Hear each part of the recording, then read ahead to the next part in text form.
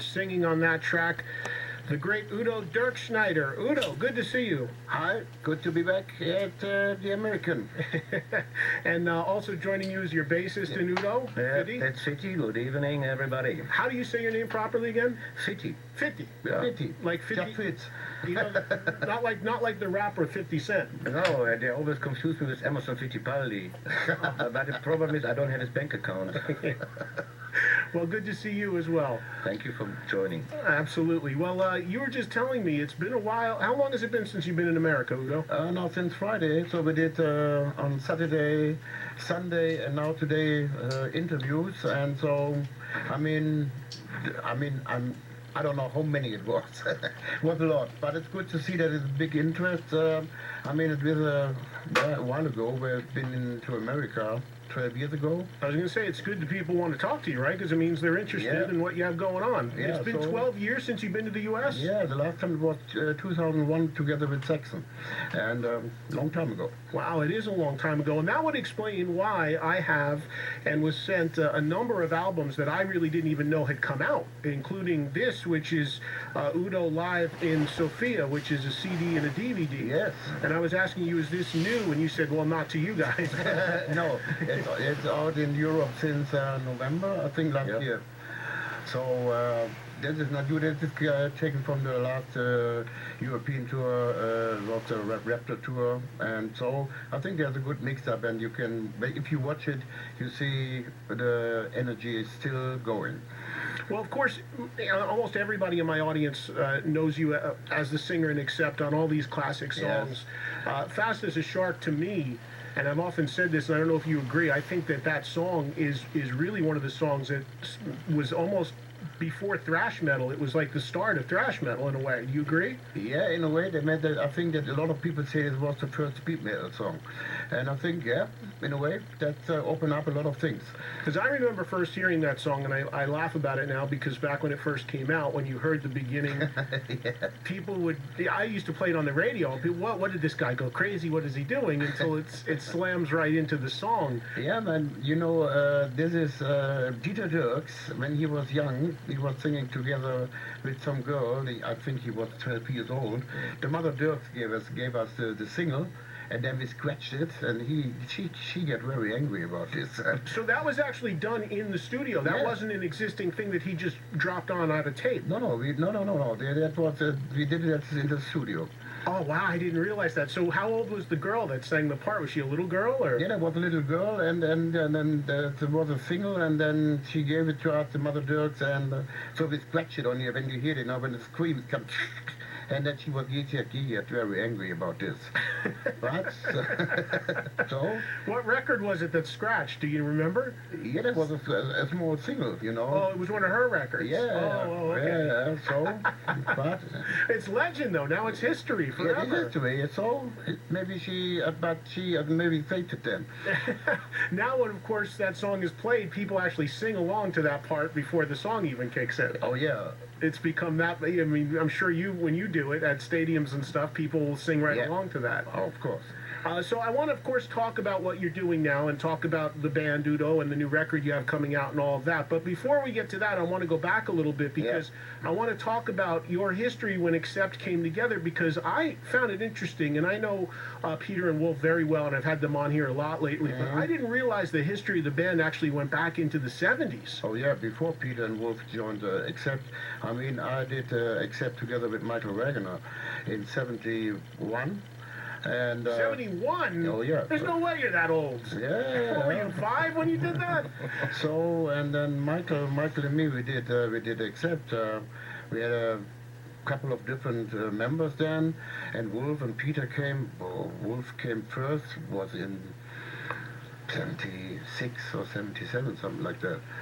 So, Accept exists a long time. What? You know, I know Michael Wagner, and he's a friend, and he always used to tell me, yeah, I was in Accept at one point, and I didn't believe him. I thought he was, messing with me. And I've mentioned that to Wolf, and Wolf said, apparently he was, and that explains why Wolf wouldn't know, because it was before Wolf. Yeah, it was definitely before Wolf. So, I was growing up with Michael since I was 6 years old. We were going together to the school.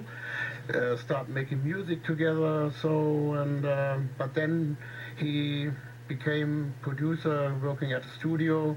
So and he said I'm not good enough on the guitar, so I give up. So that was the whole story. What kind of band was Accept back then, that early? Was it a cover band, or were you doing original music? No, we never was a really cover band. We did very early some own songs. So if you listen to the first record of Accept, songs are already was made in 71, 72. Wow. Amazing that the history goes back that long. And what year was the first Udo album? The first Udo album was Animal House. What year was that? Was that around That was in 87, after the split up with Accept. Right. And now how many albums do you have total? You have about 7, 8 records, right? Studio records? With Udo is 14. 14 studio albums. 14? Yes. So now with the new one, Steel Hammer, is 14 albums, more than with Accept. Now here's something I need to figure out too. Yeah, right. Here's what I need to figure out too, is the proper name for the band versus you, because this is confusing to us Americans. You spell the name of the band on the records with periods after the letters, UDO. UDO, yeah. So is the band pronounced UDO? Normally we say UDO, yeah, you can say All United Democratic Organization. That's what it stands for? No. Or we could just say 50s band. Well, whatever. No, I mean, when I did UDO in the first place, of course, then they said, okay, Udo is well known as a singer of Accept, and then just to make up a logo, they put some dots in between, and so then everybody now says UDO. So what do you prefer that the band is referred to as UDO or Udo? No, UDO. UDO. I mean, when the people always say, "Oh, you're doing a solo project," for me, it was never really a solo project. I always need a band around me. You know, I don't want to say I want to do like most of the solo artists are doing. Like for example, Ozzy is changing always the musicians. No, for me, it's very important to have a band around me. When you were growing up in Germany and listening to music before, in the earliest days of Accept, what were the things that you were hearing in Germany that molded you into the singer that you are? Because your singing and your stage performance, it's very distinct. People see it, that's Udo, that sounds like Udo. What were you listening to? What shaped you as a frontman and a singer? Let's say Jimi Hendrix, Sweet, U.I.E., Black Sabbath, AC/DC, Deep Purple, stuff like that. But I never tried to copy anybody. You know, I think I found out very early my own style, and it was just interesting to listen to all these songs. I mean, I was a big fan of Bon Scott, and but I never tried to be like Bon Scott, Ian Gillan or something like that.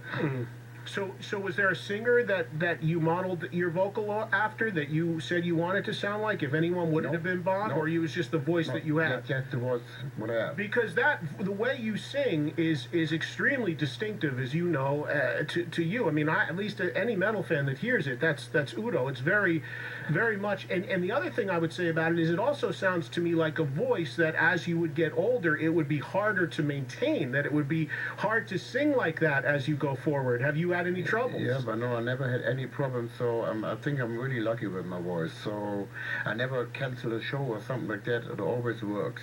I do nothing special. It's just go on stage and sing. And also in the studio, I never warm up or something like that. Just do it. Wow, so no warm-up. No, you see, every singer I talk to has a different story. Some do 2-hour warm-up, some just walk out and sing. You just go out and sing. I hate warm-up. You got to save it for when you're actually doing it, right? And also the band members don't like it. Imagine. 50, tell me about it. My God, please not. Please. Don't let him warm up. 50, how long have you been in UDO? 17 years. 17 years? Yes, but I know. Come up on the mic so we can hear you. Yeah, 17 years. And well, I know Udo since I saw him the first time in '72, or when Philips had him. When was it? Yeah, that was 76 or something like that. So actually, the two of us, we know each other more than 30 years. Wow. So you guys have some long history between the two of you. Also, yeah. Now you mentioned Udo that the first time that you left Accept, and that's when you did UDO for the first time. One point, I never left Accept. They fired me. They fired you. Yes, That's right. Okay. It's a very important point. Very important point for me. Never left them. Tell us about that experience then. Did that shock you? Did it disappoint you? Did you see it coming? No, I mean, let's say it in this way. They fired me in a nice way, or they tried to do this. I mean, normally Animal House was normally the album after Russian Roulette album. And I don't know, for some reason they thought to be more commercial or whatever. And then they said, yeah, we want to do more commercial stuff in a way. I don't know, but when I was listening to the demo stuff what they gave me for the new album, I said, guys, this is like not my kind of music anymore. So, and then the whole album in a way was already written, like the Animal House album. So, and they said, yeah, you can have all the songs, and it makes the start much easier. I was not really thinking about this. I was just for a couple of weeks, okay, what I do? I have to look for new musicians, blah blah blah, and then I had all the songs of the Animal House album, and for me it was an easy start. I mean, it's interesting because around that period of time, and I saw Accept so many times, especially around the time of Restless and Wild, Balls to the Wall, you toured a lot. I think you opened for Kiss a lot here in America.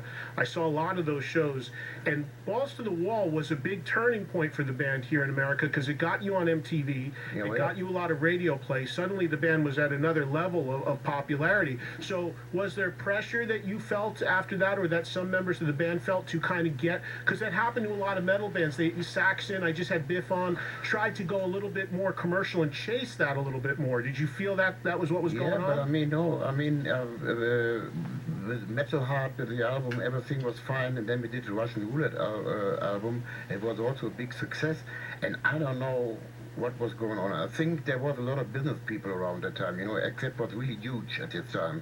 And when you have a lot of business people around you, especially a producer like Dieter Dirks, maybe there were a lot of people involved, they say, no, with Udo it doesn't work anymore, and you cannot be commercial like this. I don't know, maybe they want to sell 10 million albums in America, I don't know. That I never found that out.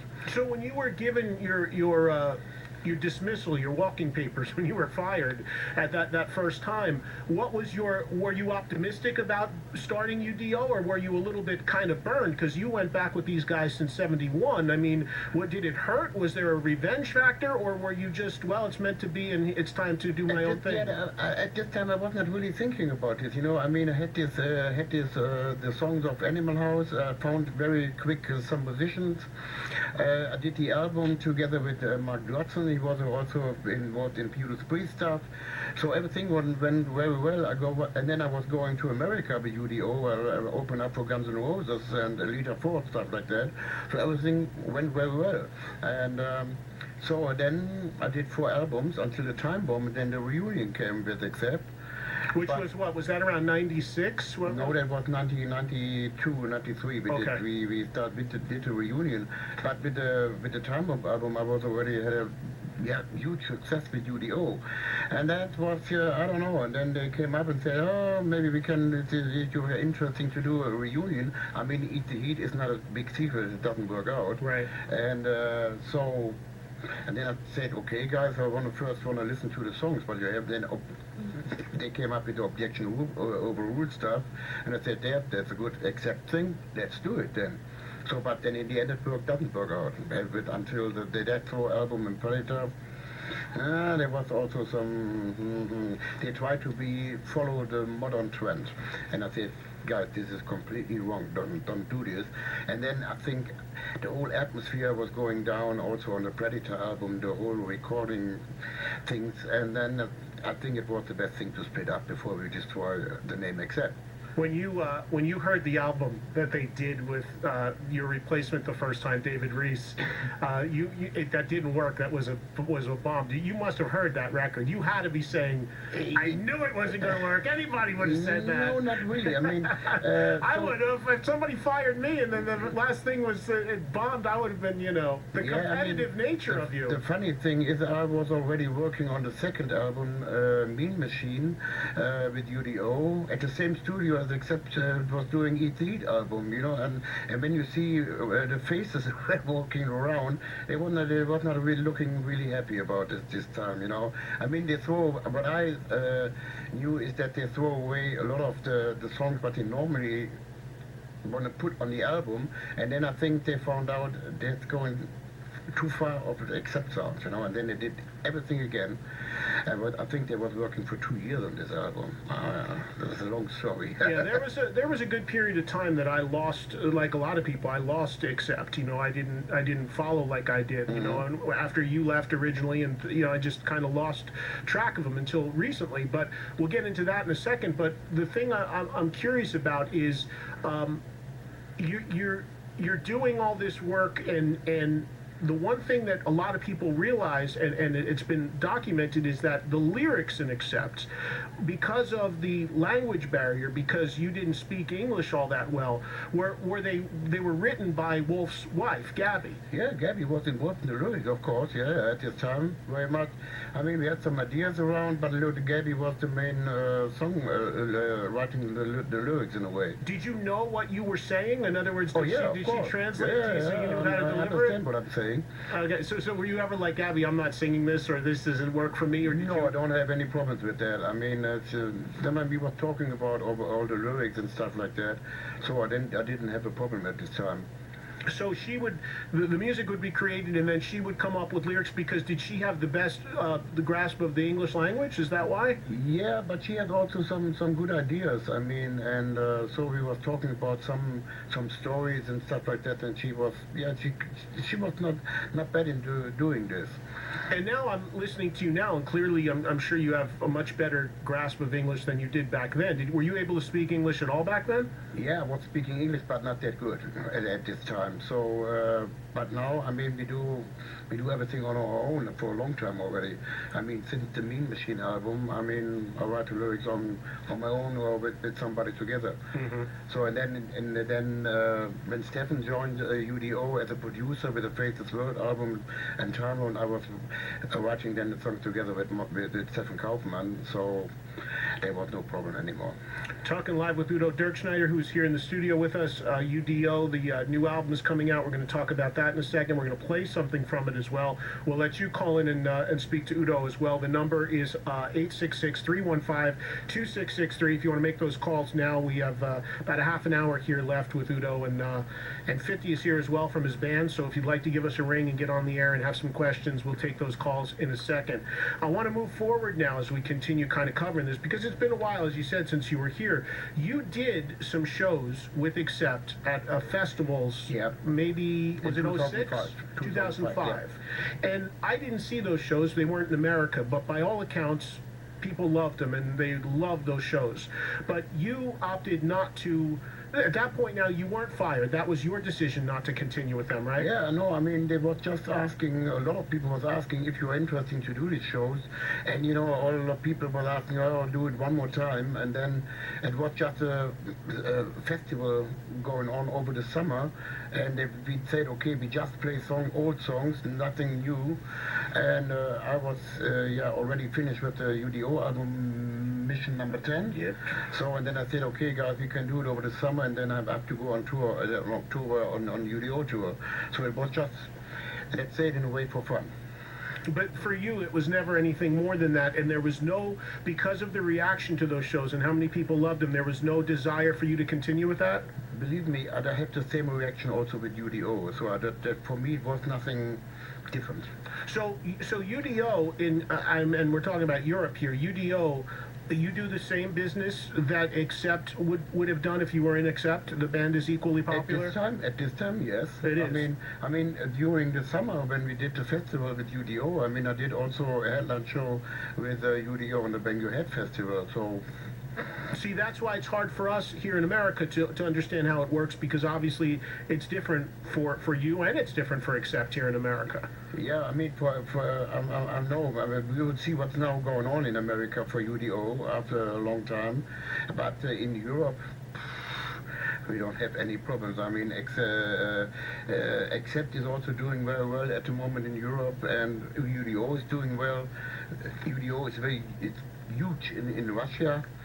So the decision for you not to continue with Accept at that time, which was your decision this time around, yeah, and that was done purely because you had built UDO to a point where it's your thing and that you wanted to continue it. And you didn't feel there was any upside, I would think, to going back to your other band. Yeah, definitely not. I mean, there was no reason for me to do this.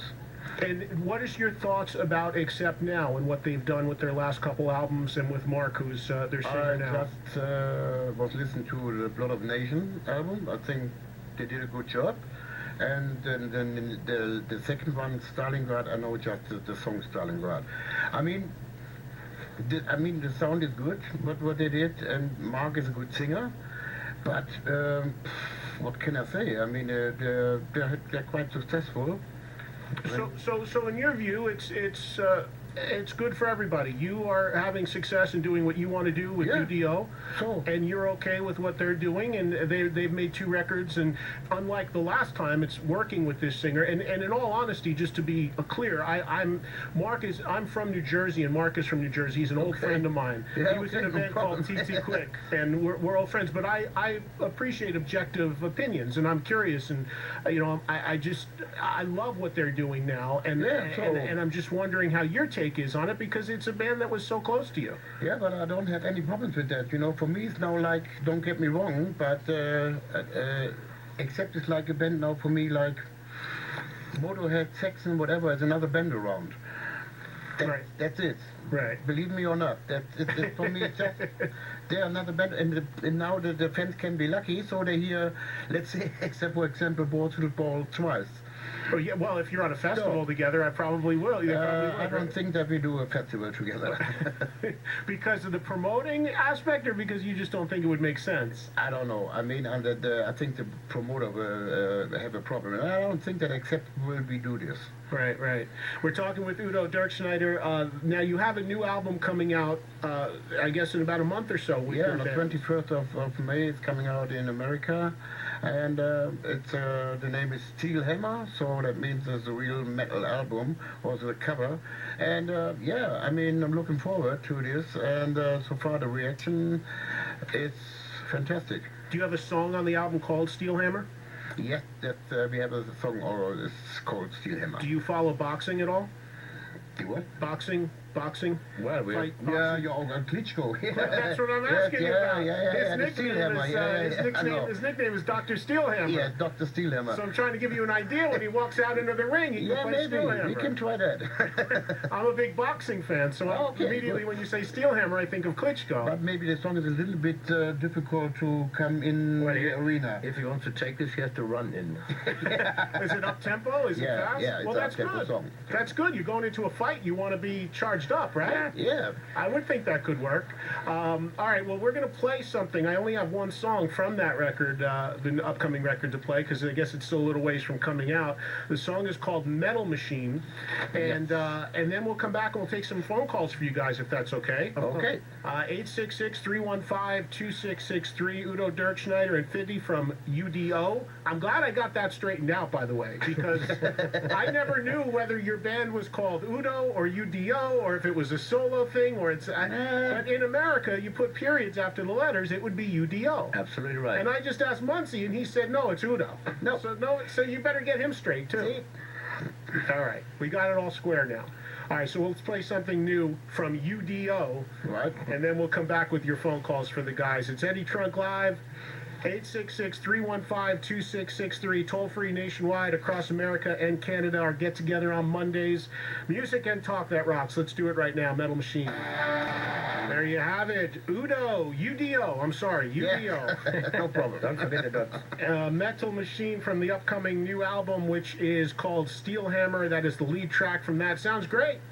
That's absolutely great, and it sounds like what people would want you to sound like. That's it, of course. Without question. Now, you have is there a lineup change in the band? Stefan Kaufman, who I know has been with you for a while. Yes, Stefan, I mean, it's a sad thing, but, you know, it's not new that he has a big health problem. I mean, he had to stop the drumming in Accept, and then he became the guitar player in UDO, but, you know, I mean, the last 2 years when we did already the Raptor album, so we have to stop for 3 months. He couldn't move anymore, so it's really bad. What's wrong with him? The back, he had a heavy back problems. And so then when we went on tour, on the Raptor tour, so he has to take really heavy pills, you know, about his pain. So, and then after the tour, I think it was the best thing for him to stop as a live musician. So at the moment he is, moving with the studio, and he wants to be more involved in video stuff like that. And then he said, okay, guys, give me a break. I don't want to be the producer of the new album and also songwriting wise. And and then here we go with Fitty, and so we are living just 5 minutes away from each other. Oh God. Fitty doesn't seem too happy about that. No, I mean, and then I knew that Fitty has a lot of ideas, and then we said, okay, let's go into cold water and see how it works, songwriting-wise, together, and it worked out very well, so we did the whole album together. And then also another point was, who is the producer on the next album?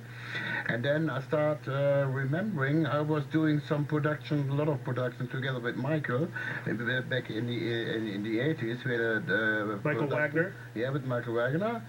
So, and then I was calling Michael in the first place, but he was busy with Lordi. And then I said, okay, let's do it on your own, and on my own. And then I did it together also with Fitty.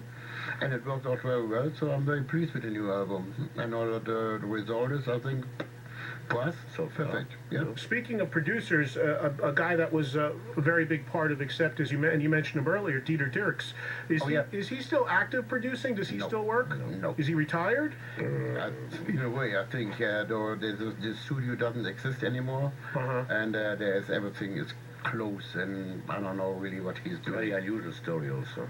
Because I mean, whether it was Accept or whether it was Scorpions or any of the stuff, he was known as the guy, the German rock producer. I hadn't heard his name in a long time, so I assumed he... Yeah, but he's doing nothing anymore. So, okay. It's too bad. I mean, I don't know if it's by his choice or not, but he was, his records always still sounded great, you know, even today. Yeah. He's a good guy, definitely. All right, we're going to get your calls on right now for Udo and Fitty from Udo here in the, UDO. I'm going to get this right eventually. It's been corrected after years of mistakes, and now we've got it straight. The band is UDO. Udo is the singer. He is here as well as bassist Fitty from the band UDO. And we're going to play one more new live one before we let him get out of here, but let's let you guys talk to them for a little bit, because as you said, it's been 12 years since you've been in America. Yes. You're kicking off an American tour Wednesday, tomorrow. Tomorrow we do the first show. Tomorrow. Yes. Okay, tomorrow here in New York. Yes, it's in Amityville. Oh, that's in Long Island. Yes. Yeah. And then on Wednesday we are in New York at the Gramercy Theater, and then we go to Poughkeepsie. We do Cleveland. We do Chicago, near Chicago. Seattle. We do something in Seattle, L.A. Yeah, you're going to be in L.A. That's where I'm going to see you, actually, because you're going to be in L.A. when I'm in L.A. Oh, perfect. Nice. I'm going there in a couple weeks, and I looked at your routing, and it works out that you're actually playing right across the street from my hotel, literally. So we have a show in your room. Yeah, we could party together, no problem. So I look forward to seeing you there. So I have that one on my calendar already. But what's the website for people listening around the country to find out where you're going to be? You can find everything on udo-online.com, and then you get all the information you need. Here we have a Facebook site, and yeah, you get all the information. Before I go to the calls, another thing that just hit me, what do you, not having been here in 12 years, getting ready to tour here and do some dates, you mentioned how popular the band is in Europe, and I've seen it many times where bands come here that are much more popular in Europe than they are in America, and they come here and it's, we're playing places, we just played a big festival or a big room, and then we come here and there's a couple hundred people and we're in this shitty club and all that. Are you worried about that at all? No. I mean, we know what's coming up in America. I mean, I've been... In the old days, I played also already shitty clubs. So, but the clubs what we are doing is not so. They are not so bad. And so, I mean, if you start after 12 years, you have to do this, and we will see what's coming up. And I hope that a lot of people are coming and want to see the show. And so then I heard already that they're talking about that we have to come back next year for a longer U.S. tour. So that's my question. Where my question was leading into is America now something that you want to focus a little bit more on and try to build up again? Yeah, we have to do it actually. And 12 years is a long time. And as you said before, you didn't even know things that were records out there really existing since many years. But on the other hand, also we are since 17 years a band.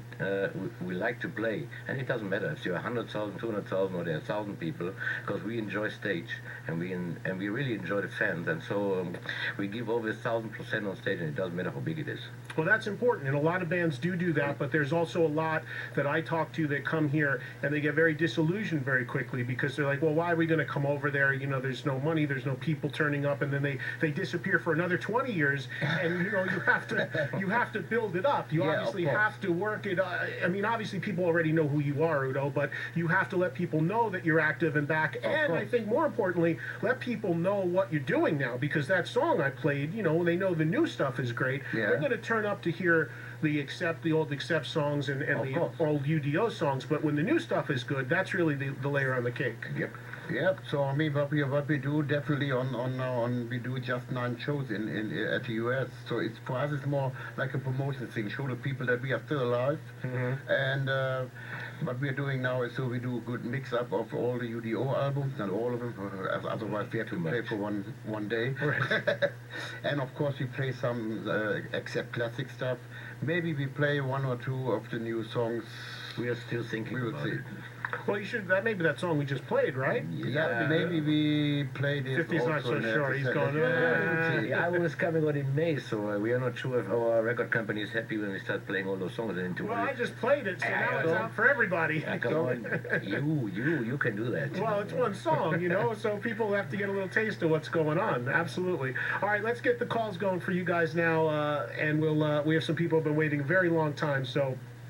Let's begin in San Francisco and say hello to Albert. Hey, Albert, you're on the air. Hey, what's up? Hey, how are you doing?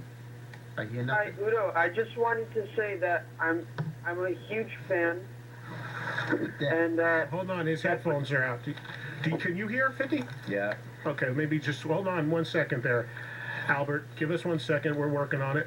So no, I think here we go. He started to say he's a really big fan.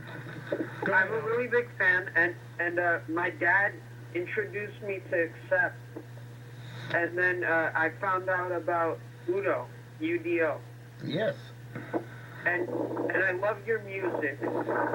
You're such a great musician, and you're like one of my role models. Okay, perfect.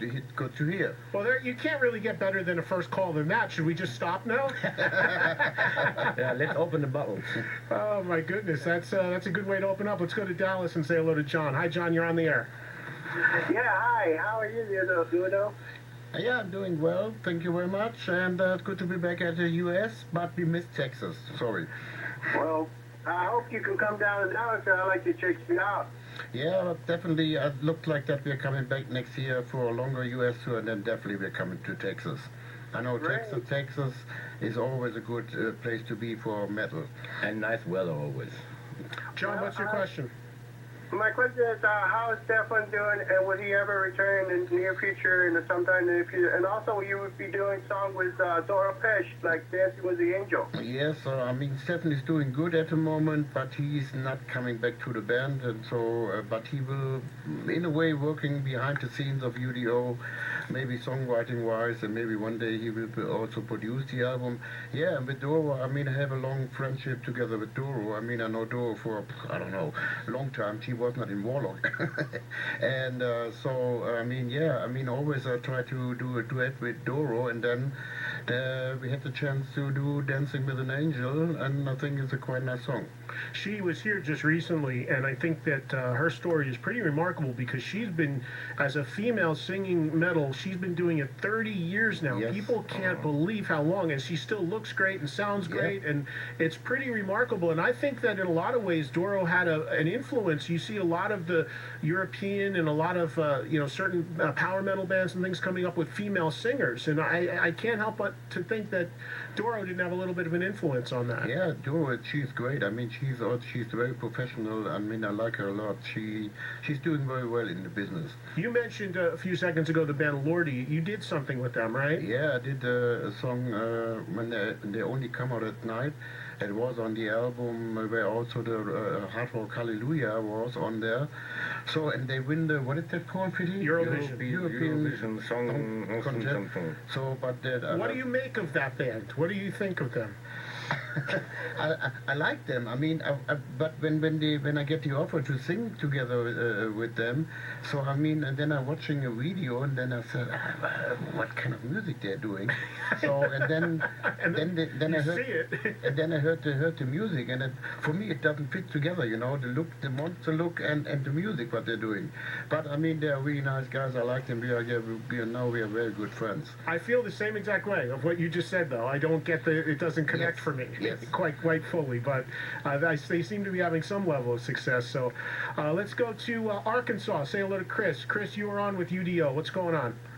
Udo, what's happening, man? Yeah, hi Chris. I'm doing well. So good to be back at the US, and yeah, I'm looking forward to do some shows over here. Love your work. Love live in Sophia. It's great. You hear fresh music more and more from you. Got the new album pre-ordered. Can't wait to get it in my hands. Yes, One question. you have to listen to this, and it's a great album. Believe me. Oh yeah.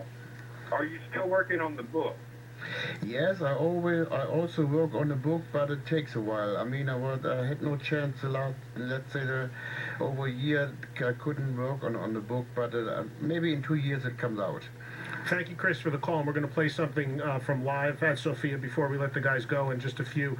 How far along are you with your book? Have you written any of it, or did you start and stop? What happened? You know, I started working on it. Let's say we have 100 pages, but there are so many stories. I mean, that will be, I don't know.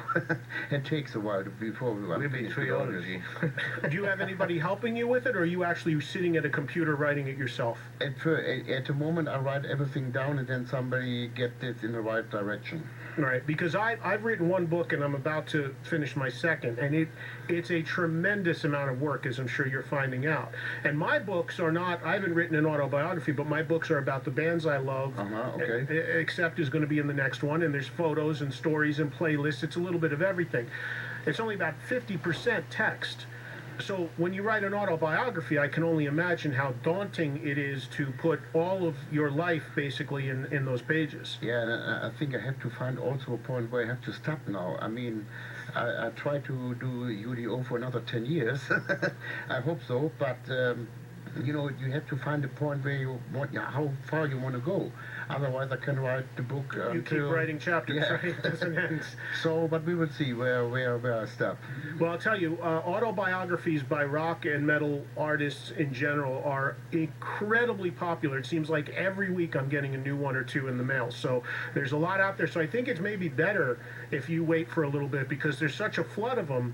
I seriously have about 12 on my desk. And I say this all the time, music, you give me a CD, I can listen to it while I'm driving, I can listen to it.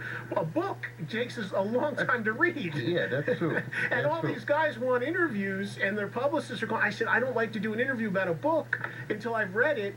And I don't have the time. I've got 2 young kids. I'm doing a couple radio show, TV shows. There's no time. Yeah, of course. So you take some time. It takes time to write them and to read them too. But I look forward to hearing your story, because I think it's. There will be a lot of interesting stories. Yeah. And that's what the best autobiographies are. The ones where you don't care what people think. You put it out there the way you saw it. Yes. No holds barred, warts and all, as they say. Yeah, there will be lots of surprises coming up. Lots of warts and all. Those are the good books. A few more calls here for Udo Dirkschneider, who's here in the studio. Let's go to Los Angeles right now, and we'll say hello to Dana. Hi, Dana. You're on the air. Udo, I'm a 52-year-old fan. I saw you at Perkins Palace during the Crocus /Mac. tour like Mayhem Fest or Uproar Fest or even Ozfest if he does another one, I keep going to Ticketmaster and they say, who do you want to see?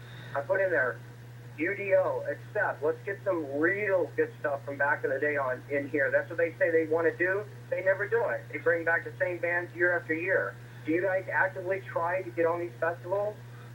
No, I mean, so yeah, we touring a lot, and so I mean we are on the end of April on the 23rd, I think, at LA. So come to the show and see UDO. Yeah, what Dana's talking about is that the American festivals that happen, he's looking for more bands like you guys to be mixed in, and he's wondering if that's something you'd like to do or you try to do, and they just won't have you. I get it wrong. So yeah, but I mean, I don't know, is there festivals happened here in America? I heard just from a couple of journalists there are no good festivals going on here in America, and most of the good festivals, he said, a lot of journalists said they are in Europe. So I mean, if there are any festivals happen, good festivals, of course I would love to do it. There are certainly some good ones. There's a couple I do every year, Rocklahoma in Oklahoma. There's Festival M3 in Maryland. Both of those I go to.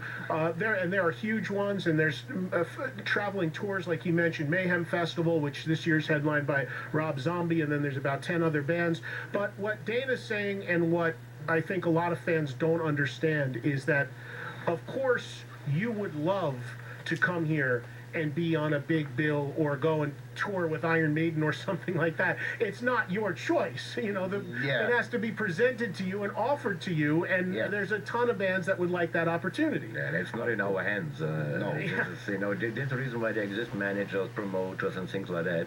But let's see how it will work out after this tour. And there's a lot of politics behind the scenes. Much too much. Yes. And there's a lot of business. There's a lot of business that for the fans don't understand or don't see. Yes. But We also don't understand it always. Nobody, right. But there's reasons why things happen and things don't. And of course, we also hear from fans all the time, this being a national show, hey man, you never play in whatever city. And of course, the promoter there has to want to buy the date and have you there. Of course. If there's not a venue or promoter that you can't come there. So it's up to us as fans sometimes to be a little bit more resourceful, look on the web, see if there's a date nearby, and get to the show. Support the ones that are happening. And Dana's in LA, so don't wait for Udo to be on Mayhem. Show up at, you're playing the Whiskey, I think, right? You play at the Whiskey, Show up at the Whiskey, I'll see you there, and we'll have fun, and we'll see Udo. Yeah, so there you go. Course. That's how you do it. And of course, if Iron Maiden calls or whoever, or Mayhem calls, you'll be there immediately, I'm sure. No problem. Jason in Portland. Go ahead, Jason. Hey, Eddie, thanks for taking my call. Appreciate it. Sure. Hey, Udo and 50. Hello. Udo, I had a question about, Accept had a song called Neon Nights. I just want to know the inspiration behind that song. Which song? Neon Night. Neon Nights, yeah. I mean, this is like a song about, the Neon Nights is like what's going on at the nighttime, going to bars and stuff like that. That's the story behind Neon Nights. Okay. All right. And if you buy albums off of Amazon, which I'm going to do, a bunch of the Udo albums, do you see any of the proceeds for that?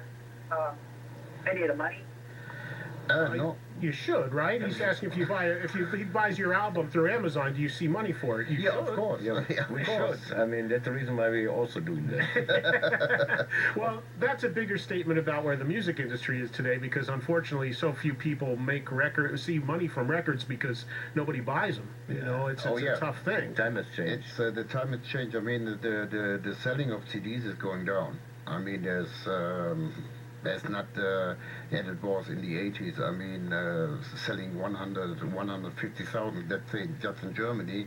If you're selling now 30,000 in Germany, you are the king. Yeah, it's incredible. I mean, I think back, having worked in the music business in the 80s, and you got a video or two on MTV, and you got a good tour, and maybe a little radio airplay. You could sell 500,000 records pretty easily. Yes. Now it's an event if you sell 500,000 records. Oh, then I'll tell you then. That's the equivalent of about 3 million back in the 80s, isn't it? Yeah, yeah. And then you have bands releasing records that I see the statistics. They're selling 1,000 copies if they're lucky.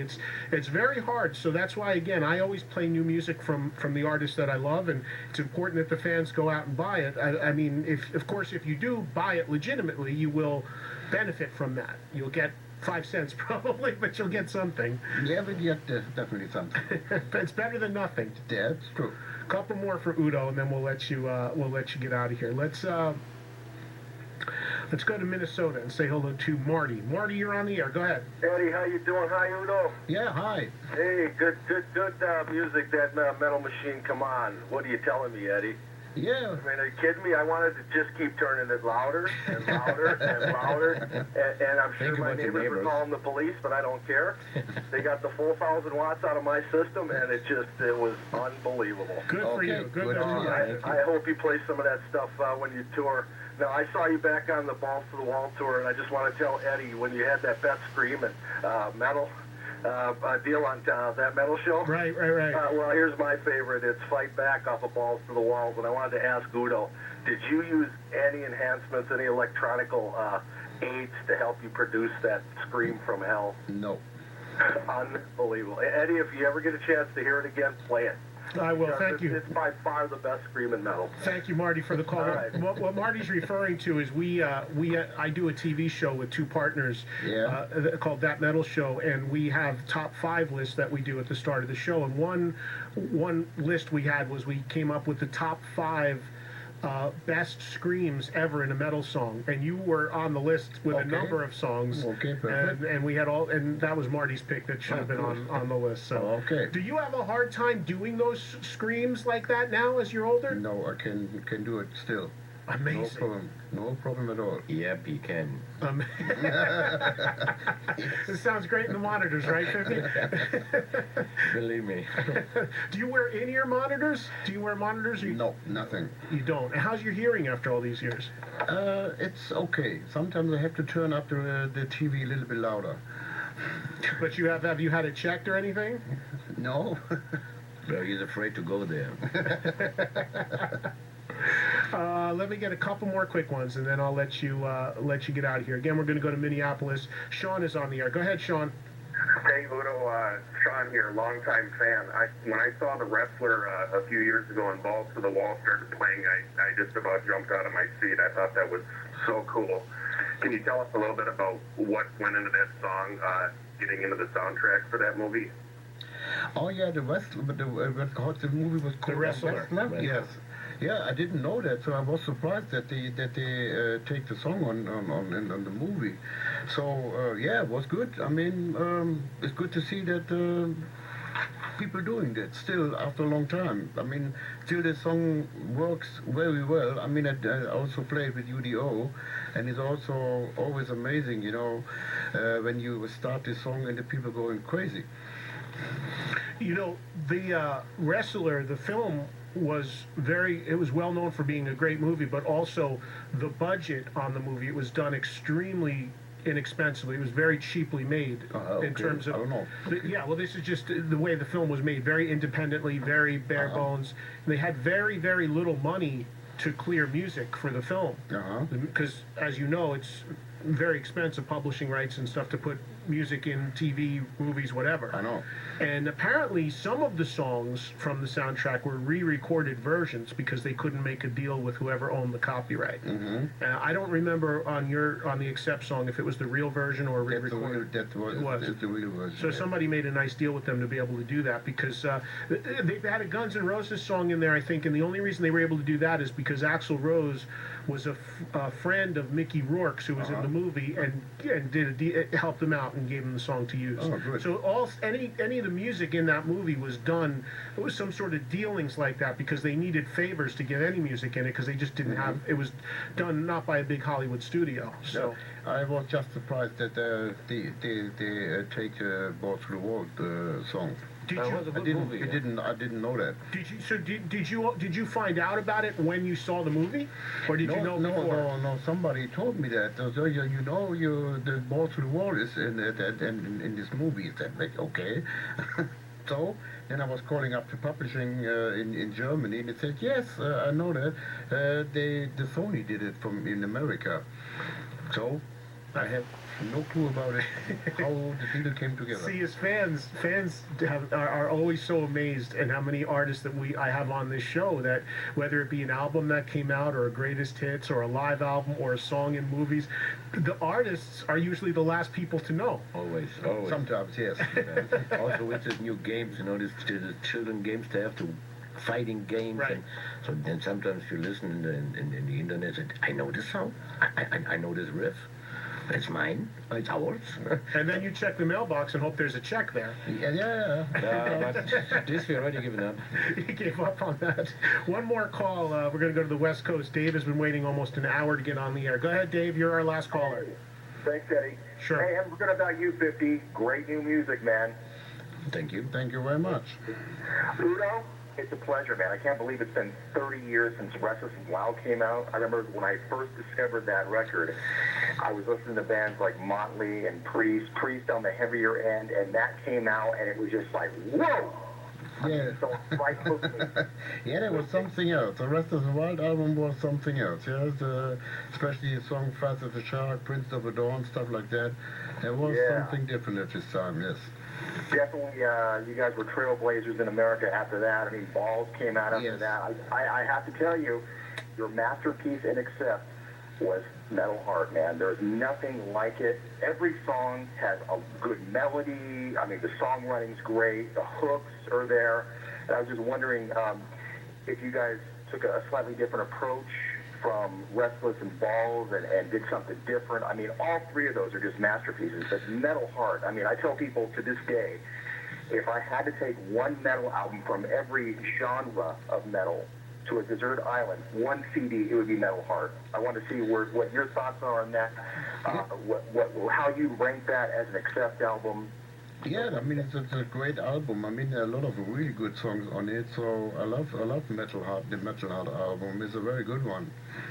Dave, thank you for the call, and appreciate you holding that long to get on the air with us. Metal Heart, the song, is also a great opener. Yes. I don't know if you've ever used it with UDO as an opener. Yes. You have. You will hear that also on the set list now and on tour. Because that is one of the all-time classics, and love that stuff. Well, listen, it's great to have you in here, and don't wait another 12 years to come back to America. Thank you for having us here. Hopefully not. Well, when I see you in LA when this tour's wrapping up and I look in your faces, I'll know whether you're going to come back or not. Because if you look at me and say, "Oh, Eddie, this is fucking awful," No. and the next thing you're playing Vakken to 100,000. No, maybe it's written down here on here, holiday or work. So then you know. Right on 50's forehead, right? Yeah. Let's just say it.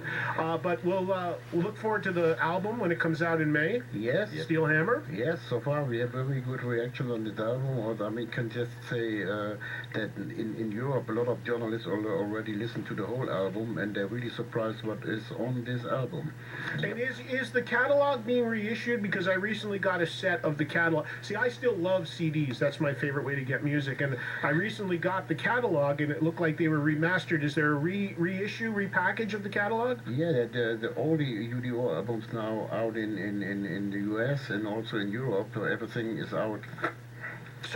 So for people that may have missed some things like I did of the catalog, because it wasn't as readily available here or maybe marketed, it is now all... No, everything you can, everything. Okay, and that leads us to what I'm going to play now, which is a CD, DVD set called Live in Sofia. Tell us about this.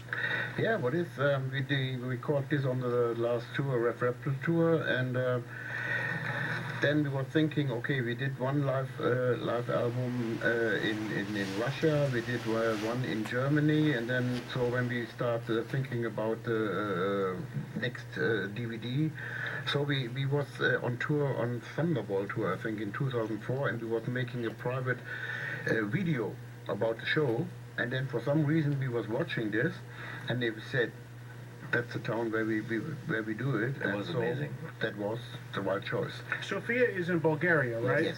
And the reason why that city and that area has become somewhat iconic with metal here is because the big four, Metallica, Anthrax, Megadeth, who am I forgetting?